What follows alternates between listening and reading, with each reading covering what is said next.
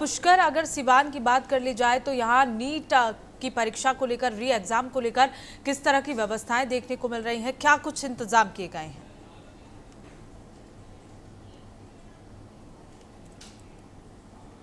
की बात सामने आई थी, उसके बाद से दोबारा एनटीए के द्वारा आज एग्जाम आयोजित किए गए हैं। सिवान की अगर बात करें, सिवान में पूरे 12 सेंटर बनाए गए हैं इसके लिए, और अभी हम एक सेंटर पर ही मौजूद हैं। और यहाँ जो पिछले जो गड़बड़ियां हुई थी उसको सुधार के लिए लगातार जो एनटीए की जो गाइडलाइंस आई थी उसके मुताबिक यहाँ अक्टूबर सुरक्षा व्यवस्था की गई है। हमारे ठीक पीछे आप देख सकते हैं कि यहाँ से जो लड़कियां हैं उनकी इंट्रेंस कराई जा रही है, और जो उनके हाथों में कागजात है। सबसे बड़ी बात बता दें कि जो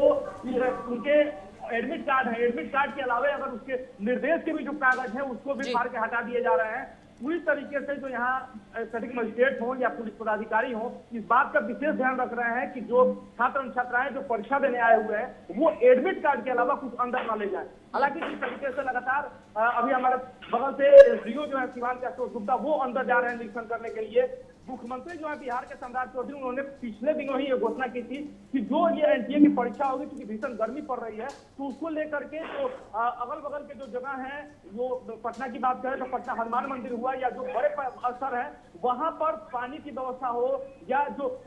नाश्ते की व्यवस्था है उसको करने के लिए उन्होंने घोषणा की थी। तो कहीं ना कहीं जो परीक्षा सेंटर है वहां भी पानी वगैरह की व्यवस्था कराई गई है। जिला पदाधिकारी भी रही और एसपी जो है पूरन कुमार झा, उनके द्वारा संयुक्त रूप से जो पदाधिकारी हैं उनके साथ ब्रीफिंग भी की गई है, और जो एनटीए के गाइडलाइंस है उसकी विस्तृत जानकारी दी गई है। जी पुनः बिल्कुल पुष्कर, अगर सिवान की ही बात कर ली जाए तो सिवान में कितने सेंटर्स हैं और साथ ही साथ प्रशासन की ओर से क्या कुछ गाइडलाइंस जारी की गई हैं, यातायात नियमों में क्या कुछ बदलाव देखने को मिल रहा है परीक्षा को लेकर? सिवान की बात करें तो सिवान में कुल 12 परीक्षा केंद्र बनाए गए हैं जो शहर में ही स्थापित हैं, और वहाँ एक स्टैटिक मजिस्ट्रेट तथा एक सब इंस्पेक्टर रैंक के जो पदाधिकारी हैं वो और 4 सिपाहियों की प्रतिनियुक्ति की गई है। और जो एनटीए का गाइडलाइंस आया है कि किस तरीके से जो बच्चे हैं उनके हाथों में केवल एडमिट कार्ड होगा, उसके अलावा कोई कागजात नहीं होंगे, उसकी बारीकी से निरीक्षण की जा रही है, बॉडी की स्क्रीनिंग की जा रही है, तथा जो अंदर परीक्षा केंद्र है वहाँ जो आपको केंद्राधीक्षक हैं उनको पूरी जो एनटीए की गाइडलाइंस है उनके मुताबिक जो कमरे की अलॉटमेंट होनी थी वो कल कर ली गई। साथ ही जो केंद्राधीक्षक हैं, स्टैटिक मजिस्ट्रेट हैं, पुलिस पदाधिकारी हैं, उनके साथ डीएम और एसपी के द्वारा बीते दिनों ही संयुक्त ब्रीफिंग करके जो एनटीए की गाइडलाइंस है उसकी पूरी जानकारी दी गई। जी बिल्कुल पुष्कर, सेंटर्स की अगर बात कर ली जाए तो कितने बजे जो प्रवेश है वो शुरू कर दिया जाएगा और कितने बजे एंट्री बंद कर दी जाएगी? एनटीए के जो है तो जारी निर्देश है उसके मुताबिक 11 बजे से जो है वो एंट्री शुरू की गई है, जो 1:30 यानी कि 1:30 बजे तक चलेगी। और 1:30 बजे के बाद ये स्पष्ट गाइडलाइंस है कि 1:30 के बाद कोई भी अगर बच्चे आता है परीक्षा केंद्र में प्रवेश के लिए तो उसको प्रवेश को रोक ली जाएगी। हालांकि जिस तरीके से बच्चों ने पिछला जो धांधली झेला है उसको लेकर के जो गार्जियन हो या जो अभ्यर्थी हो वो लगातार समय से परीक्षा पहुंच चुके हैं, और हम जिस सेंटर पे हैं वो भीएम हाई स्कूल सेंटर है सिवान का, और यहाँ लगभग सारे बच्चे जो हैं वो समय से अंदर प्रवेश कर रहे हैं। और हमारे पीछे भी आप देख सकते हैं कि लाइन लगी हुई है, और कुछ छात्राएं हैं जो लाइन में लगी हुई है और उनकी स्क्रीनिंग की जा रही है, बारी बारी से उनको अंदर प्रवेश कराया जा रहा है। वहाँ स्टैटिक मजिस्ट्रेट हैं, महिला स्टैटिक मजिस्ट्रेट हो, पुरुष स्टैटिक मजिस्ट्रेट हो, साथ ही महिला और पुलिस बल की भी तैनाती की गई है। जी बिल्कुल पुष्कर, और पिछले दिनों देखा गया है कि जब भी परीक्षा होती है तो सबसे ज़्यादा जो परीक्षार्थी हैं उनको दिक्कत होती है यातायात में आने जाने में, क्योंकि यहाँ ट्रेन्स भी रद्द कर दी जाती हैं, ट्रेन्स लेट हो जाती हैं, उसके बाद नाराज़गी साफ तौर पर छात्रों की देखने को मिलती है। इस बार क्या कुछ इंतजाम यातायात को लेकर किए गए हैं? बिहार पुलिस मुख्यालय के द्वारा भी स्पष्ट जारी निर्देश किए गए थे। वहां से अगर रेलवे की बात करें तो रेलवे के द्वारा भी दर्जनों जो स्पेशल ट्रेन हैं परीक्षा के लिए वो चलाए गए हैं। साथ ही चूंकि आज रविवार है तो जिला का जो मुख्यालय होता है वो लगभग जो जाम की समस्या होती है वो उस दिन कम होती है। हालांकि जो ट्रैफिक डीएसपी हैं उनको मुख्यालय के स्तर से निर्देश प्राप्त हुए हैं, जो भी बड़े वाहन है उनको शहर में आवागमन अभी बंद कर दिया गया है, और जब परीक्षा समाप्त होंगे उसके बाद लगभग हर जिलों से जो है रेलवे के द्वारा स्पेशल ट्रेन चलाए गए हैं, ताकि जो बच्चे जो परीक्षा देने आए हुए हैं वो सही तरीके से अपने घर को जा सके। साथ ही जो रेलवे सुरक्षा बल हो, जीआरपी हो, स्थानीय पुलिस बल हो, उनको स्थानीय जो बस स्टैंड है, रेलवे स्टेशन है, वहां पर प्रतिनियुक्त किए गए हैं, ताकि जो बच्चे हैं उनको सावधानी से ट्रेन और बसों में चढ़ा के उनको रवाना किया जा सके। जी बिल्कुल पुष्कर, आपने कहा कि एडमिट कार्ड के जरिए यहाँ एंट्री दी जा रही है, लेकिन अगर एडमिट कार्ड अगर किसी के पास नहीं मिल पाता है तो क्या दूसरे डॉक्यूमेंट्स हैं जिनकी वजह से एंट्री हो पाएगी? क्या कौन से दस्तावेज हैं जिनको मान्य कर दिया गया है? एनटीए के द्वारा ऐसा कोई स्पष्ट निर्देश कि एडमिट कार्ड जो है वो एग्जाम के लिए नेसेसरी होता है, तो एक दिन वो जो पहचान पत्र होते हैं, पहचान पत्र में ऑप्शन दिए जाते हैं कि अगर आधार कार्ड नहीं है तो पैन कार्ड, पैन कार्ड नहीं है तो बैंक पासबुक। हालांकि जो एडमिट कार्ड है वो एडमिट कार्ड नेसेसरी डॉक्यूमेंट है, तो उसका होना अनिवार्य है। और वो एडमिट कार्ड लेके ही बच्चे आ रहे हैं, और नहीं है तो क्योंकि वो ऑनलाइन है, यहाँ बाहर में उसकी सुविधाएं की गई हैं और हर सेंटर पर, ताकि जो बच्चे एडमिट कार्ड लेके नहीं आ पाए हैं वो यहाँ प्रिंट करा सकते हैं और प्रिंट करा करके वो परीक्षा में शामिल हो सकते हैं। जी बिल्कुल पुष्कर, क्योंकि आज का दिन बेहद अहम माना जा रहा है और उस पर पूरी तरह से निगरानी प्रशासन की ओर से रखी जा रही है। साथ ही कल जिस तरह से मॉक ड्रिल कराई गई ताकि किसी भी तरह की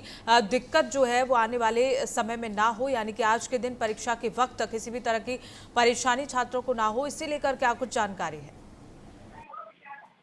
निश्चित तौर पर पूनम, जिस तरीके से पिछला परीक्षा में जो विवाद सामने आया था, उसके बाद से अभी हाल में ही जंतर मंतर पर जो नए पार्टी बने हैं युवाओं के, उनके द्वारा जो शिक्षा मंत्री के जो इस्तीफे मांगे गए, लगातार विरोध चल रहे हैं कि एनटीए जैसे एग्जाम को कैसे पेपर लीक हो जाता है और उसमें किस तरीके से धांधली सामने आ जाती है। तो कहीं ना कहीं जो केंद्रीय शिक्षा मंत्रालय है या जो राज्य स्तर पर जो शिक्षा विभाग है, वो पूरी तरीके से चाक-चौबंद व्यवस्था किया हुआ है ताकि इस बार कोई गड़बड़ी सामने नहीं आए। क्योंकि जिस तरीके से लगातार जो केंद्रीय शिक्षा विभाग है उसको लेकर के जिस तरीके से विरोध सामने आ रहे हैं, तो इस बार ये बड़ा चुनौती है केंद्रीय सरकार के लिए भी कि जिस तरीके से नए नए युवा जो है वो सामने आ रहे हैं और शिक्षा मंत्री की इस्तीफा की मांग की जा रही है। तो इस बार जो एनटीए है वो पूरी तरीके से कमर कसे हुए है और जिला स्तर पर जो प्रशासन है, मुख्यालय स्तर पर जो प्रशासन है, वो लगातार वीडियो कॉन्फ्रेंसिंग हो या अन्य माध्यमों से निगरानी रखे हुए है और सारे परीक्षा केंद्रों पर स्टेटिक मजिस्ट्रेट हो या सुपर जोनल पदाधिकारी हो, यहाँ तक कि जो वरीय पदाधिकारी हैं, डीएम हो, एसपी हो, एसडीओ हो, एडीएम हो, डीएसपी हो, सारे अधिकारियों को आज परीक्षा केंद्र पर रनिंग करने के लिए भेजा गया है और उनको स्पष्ट निर्देश दिए गए हैं कि आज किसी भी सूरत में धांधली सामने नहीं आनी चाहिए। जो भी परीक्षा है वो शांतिपूर्ण संपन्न हो तथा इसकी निगरानी पूरी तरीके से रखी जाए। हर स्टेट की अगर बात करें तो वहां से मुख्यालय स्तर से इसकी स्पेशल निगरानी रखी जा रही है। जी बिल्कुल पुष्कर, उम्मीद यही है कि बिल्कुल किसी भी तरह की दिक्कत यहाँ छात्रों को ना हो, क्योंकि जिस तरह से नीट एग्जाम लीक हुआ उसके बाद नाराजगी पूरे देश में देखने को मिली थी। विरोध प्रदर्शन लगातार विपक्ष की ओर से भी किया गया था और आज जिस तरह से इंतजाम यहाँ देखने को मिल रहे हैं, और सबसे बड़ी बात पुष्कर, क्योंकि यहाँ जो नीट का री एग्जाम हो रहा है उसमें 5 बड़े बदलाव किए गए हैं। इन बदलावों से कितनी सहूलियत यहाँ छात्रों को मिलती हुई नजर आएगी? लेकिन निश्चित तौर पर विपक्ष हो या अन्य जो युवा है, कोचिंग संस्थान वाले हैं, ये लगातार इस चीज को लेकर डिमांड कर रहे हैं कि एनटीए जैसा एग्जाम आखिर कैसे उसका पेपर लीक हो जाता है, जब इस तरीके से जब चाक-चौबंद व्यवस्था की जाती है, जब सरकारें ये दावा करती हैं कि युवाओं के साथ है और युवाओं की जो परीक्षा है वही पेपर लीक हो जाते हैं। ये एग्जाम की बात करें तो एनटीए पहली बार है, 2024 में भी ये मामले सामने आए थे। इसको लेकर के हाल में ही जो एलओपी है राहुल गांधी, वो भी इसको लेकर के लगातार विरोध किए थे। बच्चों से एग्जाम के पहले मिले थे, हर जिलों में कांग्रेस के द्वारा पुतला दहन किया गया और ये डिमांड विपक्ष हो या युवा है, ये स्पष्ट है कि जब ये लंबे समय से जब बच्चे तैयारी करते हैं और तैयारी के लास्ट आवर में पेपर लीक जैसी घटनाएं होती हैं, तो कहीं ना कहीं इनको ये कमजोर करता है, क्योंकि जो साल भर की तैयारियां हैं वो कहीं ना कहीं खराब होती हैं।